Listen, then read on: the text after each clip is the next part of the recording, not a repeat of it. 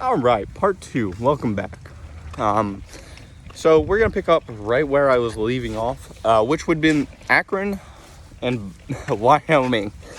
Basically, the exact opposite of what I had been watching for pretty much since the open.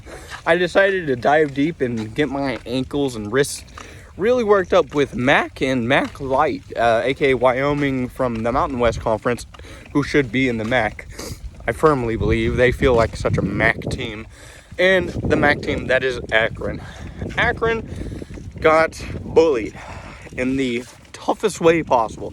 This is one of those games where 10-0 really does more than what it needs to. It carries what it felt like. It was a tough MAC type of game, grinding it out, physical. It was messy. There was a lot of punts. There was a lot of turnover. Well, I don't remember whether the turnover and down thing was a big thing, but man, I look at the stat sheet that I write for every single game to at least have my stats on hand, and there is none here. I'll actually just skip over to Thursday's game of the week. Thursday's my favorite game. The Cincinnati and Nebraska, aka Raiola, and his infinite continual copying of Patrick Mahomes. Actually, that was the most annoying thing. I hate doing Raiola personality-wise. If your entire personality is imitating and being the best version of, or the most mid version of a already Hall of Fame level quarterback, yeah, he didn't even play like great. And my favorite part about that entire game was I think I started paying attention just enough to watch Patrick Mahomes dap up Travis Kelce and Taylor Swift and just dip out because they're like, man, what the hell? A 20-17 finish for Nebraska. I ain't gonna lie. It's either Cincinnati is getting their ups and they're about to start coming along, or the other one, which is Nebraska, it's on the ups and they like to play close games, and Dylan Raiola is as close to you could get as a 1.5 version. 2.5 version 2.5 of Patrick Mahomes, because he doesn't play enough like him. He has a number. He looks very similar, and it's not even in the good way. It really isn't. Other than that, the team around each of these guys really responded well. Emmett Johnson, 25 attempts for 108 yards, really impressive. He also had a couple of catches. They really were trying to play out the backfield a lot with how they really try to throw Emmett Johnson through. I think that going back to this a lot throughout the rest of the season might be a really good thing for Nebraska. That game really sets them up for either a very good season or a very long season, and no in between. I really don't think that I don't think with that kind of result against that kind of team they got the Big Ten staying power, as I said. Okay, next game on my docket: Western Michigan versus Michigan State. Hopefully, pretty soon you'll get to see the fact of. I watched a lot of football from the state of Michigan. As a matter of fact, all 4 of their major teams I have watched. This was half of that. It was a 23-7 Michigan State. I wouldn't say exercising demons as it was just playing a lower tier MAC team. Western Michigan, when you're playing the second team in your state, because let's be real, Michigan State is not Michigan. They did a pretty good job. Aiden Childs, 17 for 23, 155 and a touchdown on Michigan State. There really wasn't. This game was it felt like a Michigan game. If you were to say Michigan State versus Western Michigan, a 23-7 is what I imagine every single time. It was a very much like most of week 1, sloppy, but then it figured itself out by the end. There wasn't a whole ton.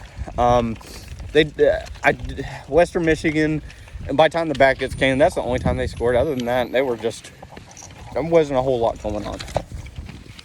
And then we got Georgia Tech and Colorado. That game was also fun. And it was for the same reasons as you'll see later, and as what you've seen before.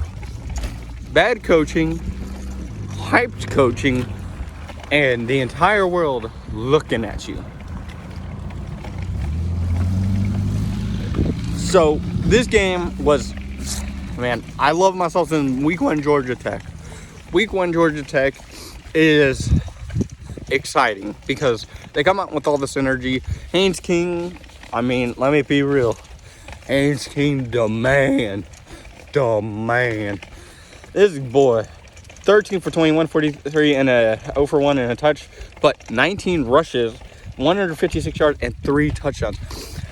Haynes King spotted him. Well, Georgia Tech spotted him.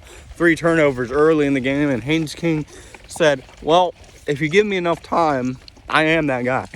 Haynes King is that guy, and with how experienced he is with Georgia Tech and doing this exact same thing over and over again, to think Haynes King would do anything different, maybe you need to watch more Georgia Tech football, because this is how it's going to be for the entirety of the season. ACC already knows how difficult that can be.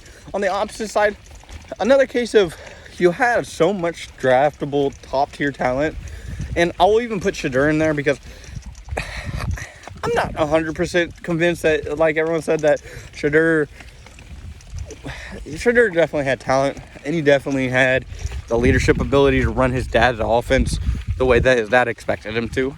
And especially with having like Travis Hunter, the #1 and the Heisman Trophy winner on your team. I mean, the calm down. But it really, the game that we got wasn't as bad as it could have been. Of course, all the storylines were about the cancer that Deion Sanders was found with, and thankfully he is cancer free. But that was also a big storyline. Sometimes these telecasts can really grind in a specific narrative that I try and ignore a lot of time, because it's just like, yeah, that's a big storyline, but is that really the biggest part of the game? Usually it ends up not really being. And my nightcapper for Saturday, I think this was Friday or Saturday, and this might have been Thursday. There's a lot of football. Central Michigan, San Diego, or San Jose State. Now, this is definitely Saturday, I believe. No, this is Friday. It was let me be real, a very close game to the very, very end. I was having so much fun with this. This is a hell of a game. Mountain West competition, San Jose State and Central Michigan. Man, I ain't gonna lie. 13-10. 2 missed field goals for San Jose State to lose the game. 16-14. I was so hyped. I was watching those drives like I was right there in the crowd. I'm an Oklahoma guy. At the end of the day, there was one player, I mean, by proxy, Walker Eget, 23 for 42, 303, 2 and 2, got the 303 yards because of his trusty #1 receiver, Danny Scudero. Watch this. Now, I'm going to say this very, very, very seriously right now. If you have one wide receiver to watch that isn't in the Power 4, Danny Scudero, 15 attempts, 9 catches, 189 yards, and a touchdown. This man was on another level.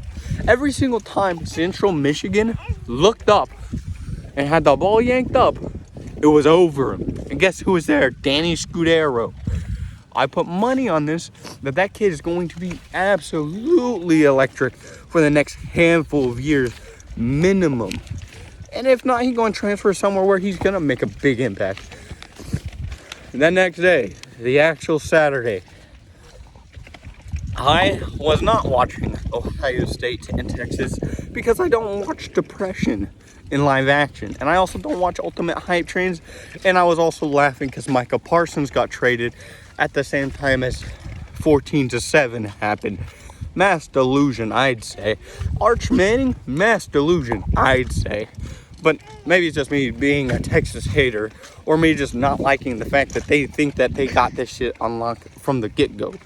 And then you're going to come out and say, well, I guess it's a modern college football. No, never mind. Syracuse got thumped.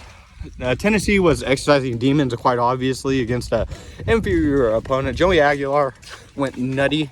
16 for 28, 247, 3 touchdowns. Star Thomas, 12 for 92 yards. Deshaun Bishop, 11 for 82 and a touchdown. Peyton Lewis, 3 for 38 and a touchdown. They just had a day of it. It was really unfortunate for Syracuse because Syracuse did look effective, but going against like Tennessee of all the SEC opponents, it really didn't help them out. I got caught up in that Old Dominion, an Indiana game, not too long after that. And that game, well, felt like it was played in Indiana because it was a 27-14 dealing with the problem. I mean, Old Dominion hung around there, and what was this? Who is this? Colin Joseph. Passing 11 for 22, 96 yards, 0 touchdowns and 3 interceptions. But Lord, you look at that rushing stat sheet, 10 attempts, 179. Yes, 179 yards and 2 touchdowns. This man this quarterback, his legs. Colton Joseph is legs. That man is dangerous with the option. Whenever I saw 75 yards, 76 yards for Colton Joseph, what the? Indiana. He just and just all the way into the end zone. It was majestic both times. Majestic. Oh, goodness gracious. All right. Let me get myself organized here.